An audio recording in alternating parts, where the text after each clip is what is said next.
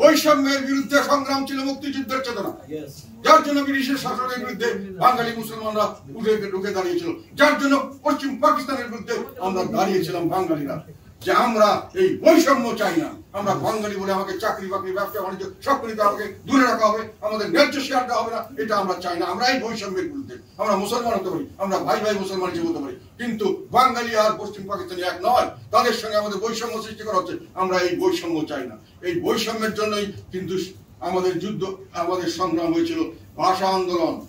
এটা কিন্তু বৈষম্যের বিরুদ্ধে, যে আমরা বৈষম্যের শিকার হচ্ছে। আমাদের ভাষা কেন দেওয়া হবে না?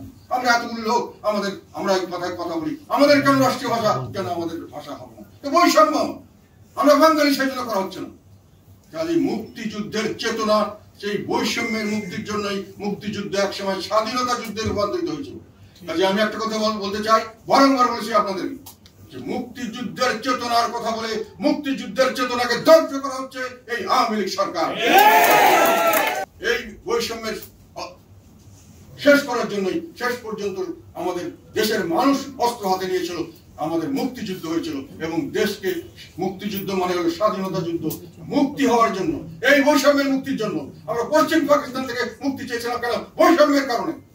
সেই বৈষম্যের জন্য আমরা স্বাধীনতা যুদ্ধ করে একটি স্বাধীন দেশ এনেছি, যেটাকে বলা হয় স্বাধীনতা যুদ্ধের চেতনা। স্বাধীনতা যুদ্ধের চেতনা কি? একটি স্বাধীন দেশ। এটা কি শেষ? এটার নাম আছে গণপ্রজাতন্ত্রী বাংলাদেশ। এই দেশের মালিক হবে দেশের জনগণ। কেন হবে জনগণ? যে এই জনগণ যেন আর কোনো বৈষম্যের শিকার না হয়। আমার দেশ আমি অর্জন করেছি, আমি এই দেশের শাসন করব, আমি এই দেশকে আমার লোক দিয়ে শাসন করব, এবং বৈষম্য যদি কোন রকম সৃষ্টি করার চেষ্টা করা হয়, আমি আবার তাকে ক্ষমতা থেকে সরিয়ে দেব।